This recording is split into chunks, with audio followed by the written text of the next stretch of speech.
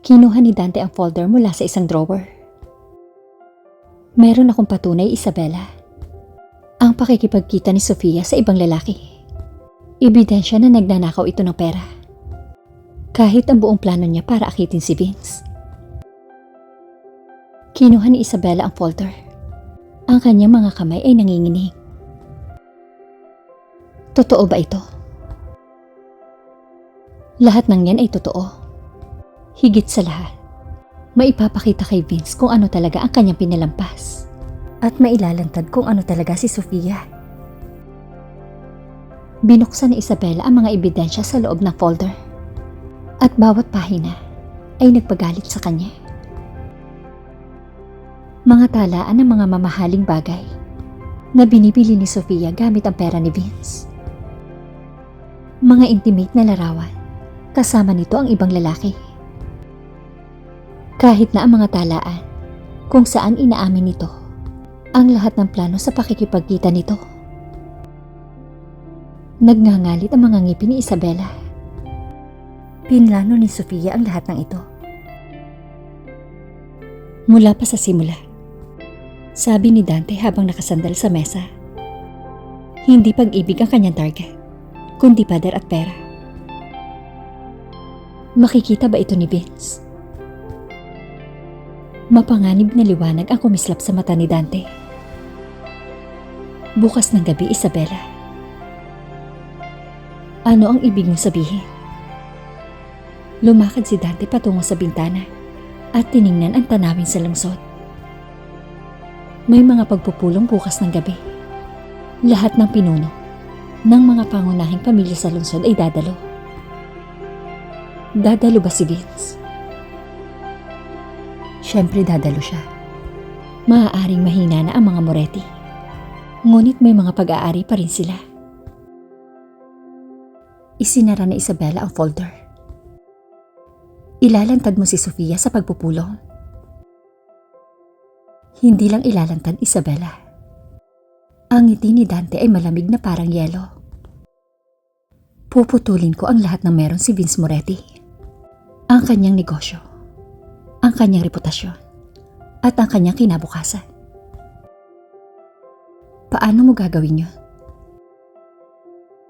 Tumahimik sandali si Dante bago siya dahan-dahang nagsalita ulit.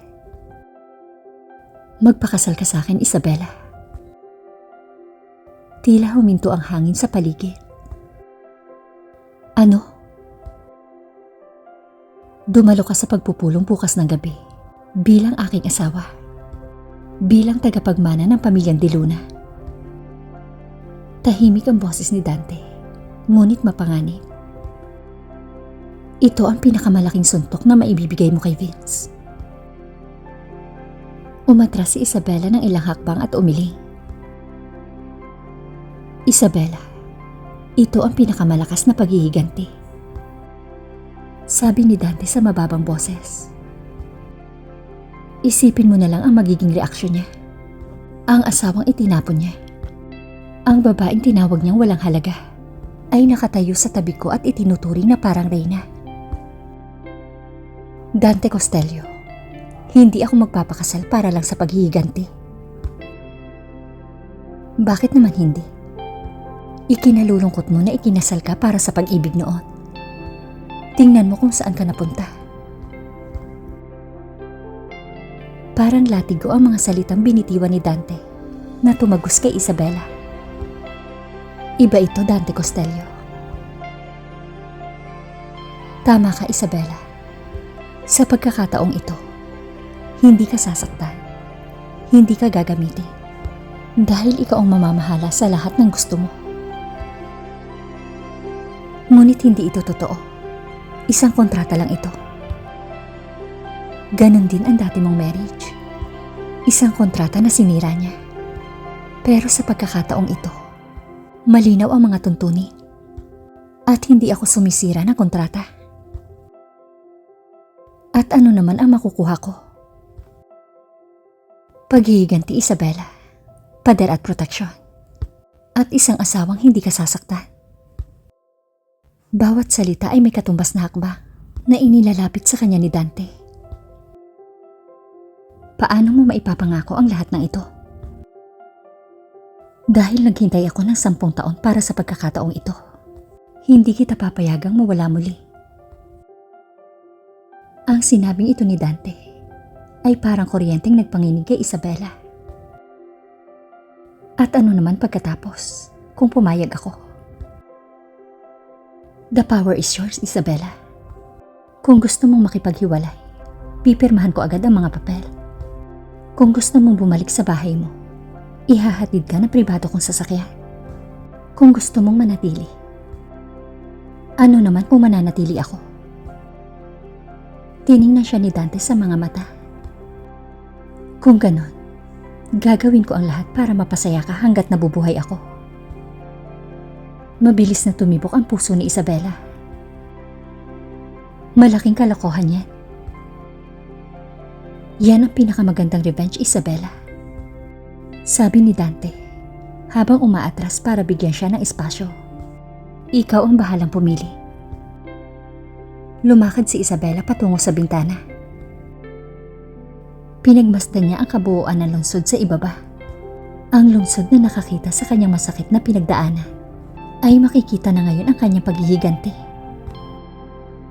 Kung papayag ako, kailan natin pipirmahan ang mga papel? Ngayon, Isabela. Ngayon. Naghihintay na ang pari. Sabi ni Dante habang inaayos ang kanyang damit. Narito rin ang ilang pamilya ng Costello para maging saksi. Ano? Pinlano mo ang lahat ng ito? Umaasa akong papayag ka, Isabela. Ngunit kung tatanggihan mo ako, igagalang ko ang desisyon mo. Huminga ng malalim si Isabela. Parang nagyayelo ang kanyang dibdib. Meron akong isang kondisyon. Kahit ano, Isabela. Ako ang maglalantad sa kanila. Ako ang gagawa nito. Gusto kong makita kung paano mawala ng liwanag ang mga mata niya kapag napagtanto niyang itinapon niya ang lahat para sa wala. Ngumiti si Dante at inilahad ang kanyang kamay. Tinanggap ito ni Isabela. Mr. Dante Costello, pumapayag na akong makasal sa iyo. Kinuha ni Dante ang isang maliit na box mula sa kanyang bulsa. Nasa loob nito ang isang nagniningning na diamante. Itinaas niya ang kamay ni Isabela sa kanyang mga labi. Ang halik ay parang isang selyo na nag-iwan ng init sa balat ni Isabela. Bukas ng gabi, malalaman ng buong mundo kung gaano kabobo si Vince Moretti na pinakawalan ang kanyang reyna.